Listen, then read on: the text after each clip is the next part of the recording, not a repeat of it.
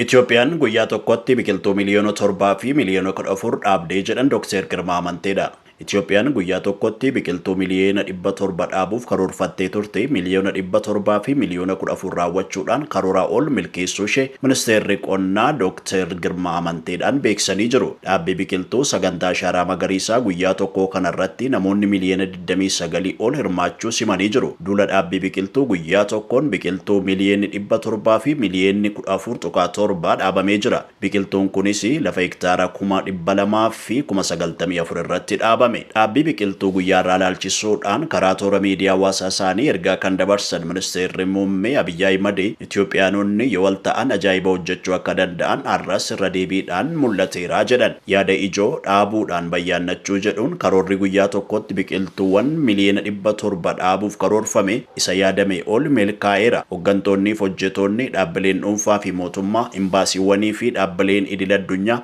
daa'imman, dargaggoonni, ga'eessonni, maanguddoonni, dhiironni fi dubartoonni har'a barii ashaaraa magariisaaf simbirroowwan dursanii ba'aniiru. Ashaaraan magariisaa aadaa Itoophiyaanotaa ta'aa jira. Bifa Itoophiyaas jijjiiraa jira. Seenaa Itoophiyaas jijjiiraa jira. Bifa addunyaas jijjiiraa jira jedhan. Warra ergama kana qindeessan kanneen waamicha keenya dhaga'anii ba'anii dhaaban hundaa ni galateeffanna. Itoophiyaanonni dhalooteen Itoophiyaa fi lammiileen biyya alaa hirmaannaa baay'inaa fi guutummaatti taasisanii fi maqaa Itoophiyaatiin ni galateeffannaa jedhan ministeerri muummee Dr. Abiyyi Ahimad. Dhaabuun ilmaan keenyaaf dibaabee diriirsuudhas jechuudhaan ibsan. Pirezidaantiin mootummaa naannoo Oromiyaa Obbo Shimallis Abdiisaas gama isaaniitiin ergama gaaddisa dhalootaa ijaaruu waan milkeessitaniif galatoomaa jedhanii jiru. Obbo Shimallis Abdiisaan uummata naannichaa duula dhaabbii biqiltuu guyyaa tokkoon biqiltuu miliyoona 700 ol dhaabuu irratti hirmaate galateeffatanii jiru.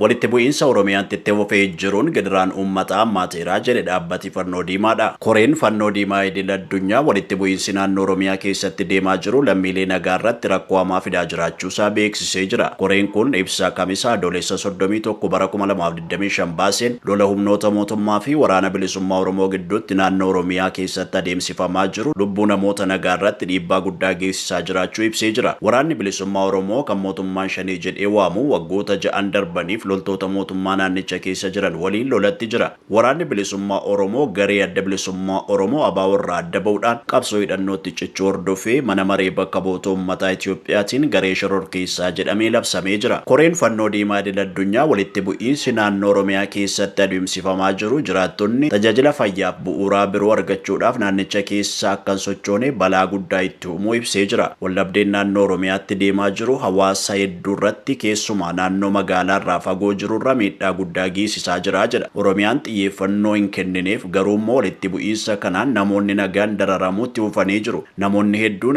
ajjeefamaniiru. Gargaarsi alaa isaan qaqqabus murtaa'aadha jedha ibsichi. Dhaabbatichi godina Wallagga Lixaa ganda Armaa Gunfii jedhamtu keessatti dubartii ulfaa hordoffiidhaaf dabaree eeggattu dubbise kenniinsi tajaajila fayyaa naannicha keessatti hagamta akka sadarkaa hamaarra akka jiru gabaasee jira. Waggoota darban hanqina tajaajila fayyaarraa kan ka'e hedduu miidhamne dubartoonni ulfaa hedduun hanqina qorichaaf tajaajila fayyaarraa kan ka'e ganda keenyatti du'aniiru jechuu dhaabbatichi gabaasee jira. Daarektarri giddugala fayyaa Armaa Gunfii Obbo Gammachiisaa Imaanaa giddugalli isaanii sababa walitti bu'iinsa naannoo isaanii tureef waggaa tokkoof ji'oota 11f cufamee akka ture dubbatanii jiru. Sababa kanatti hawaasni naannichaa rakkoo fayyaa hedduun qabamee jira. Dubartoota ulfaa hamma dandeenyu lubbuu isaanii baraaruudhaaf gaarii harreetti feenee gara hospitaala Beegiitti ergineerra. Arpitaa Miitiraa hojjettuu dhaabbata Fannoo Diimaa idil addunyaa yoo taatu ji'oota 18 darban godina Wallagga Lixaaf Qellem Wallaggaa keessa hawaasa jiraatu waliin hojjettee jirti. Akka dhaabbatichi jedhutti wanti jala sarartee himtu naannichatti haalli jiru ammallee hamaa ta'ee itti fufuudha. Walitti bu'iinsichi bu'uuraalee misoomaa mancaaseera. Mana barumsaa, dhaabbilee fayyaa, burqaa bishaaniif kaanis dabalatee hawaasni qaamolee wal waraanaa jiran kana lamaan gidduutti danqamee rakkoo namoomaa hedduuf saaxilameera. Koreen Fannoo Diimaa idil addunyaa naannolee waraanaan miidhaman kana keessatti keessumaa wallaansaa haadholii ulfaa fi daa'imman irratti xiyyeeffachuudhaan tajaajilli akka itti fufu gochuu gabaasee jira. Deeggarsa kennaa jiruunis ammatti guyyaatti namoonni 100 wallaansa akka argatan ta'uu ibsee jira. Addatti immoo naannoo Oromiyaa bakka hidhattoonni faannoo keessa socho'an akka Wallagga Bahaa, Horroo Guduruu Wallaggaa fi Shawaa Lixaa rakkoon hawaasni keessa jiru dachaa ta'uu BBC'n ammaa dura gabaasee turuusaa caqasee jira. Waraanni bilisummaa Oromoo fi mootummaan Itoophiyaa dhibdee jiru karaa nagaa xumuruudhaaf mariin gidduu seentummaa qaamolee adda addaan geggeeffamaa ture sadarkaa abdachiisaa ga'us milkaa'uu hin dandeenye. Gabaasni kan BBC'ti. Komishinar Rittiyaanaan Komishinii Turizimii Oromiyaa Obbo Daawwid Muummee Alii guyyaa har'aa balaa konkolaataa isaa mudateen lubbuun isaanii darbuun ibsame. Obbo Daawwid hoogganaa cimaa kan kutannoo qabanii fi hojii isaaniis naamusa olaanaan kan hojjetaa turanidha. Obbo Daawwid kabaja addaa kan namaaf qabanii fi namaa wajjin walii galuun hojjechuu kan danda'an yoo ta'u, beekumsa qabaniinis saba isaanii miira aantummaaf quuqama guddaatiin tajaajilaa turan. Obbo Daawwid qabeenya ikooturizimii Oromiyaan qabdu adda baasuudhaan kunuunsuu irratti hojii guddaa hojjetaniiru. Mul'ata komishinii keenya galmaan ga'uufis hojii hedduu hojjechaa kan turan yoo ta'u, hoogganaa guyyaaf halkan utuu hin jedhin ifaajaa turanidha. Gaddi keenya deebisuu akka hin dandeenye beeknus komishiniin keenya gaddi guddaan itti dhaga'amu ibsa. Maatii fi hiriyoota isaaniif jajjabina guddaa hawwina. Hooggantootaa fi hojjetoota komishinii turizimii Oromiyaa irraati.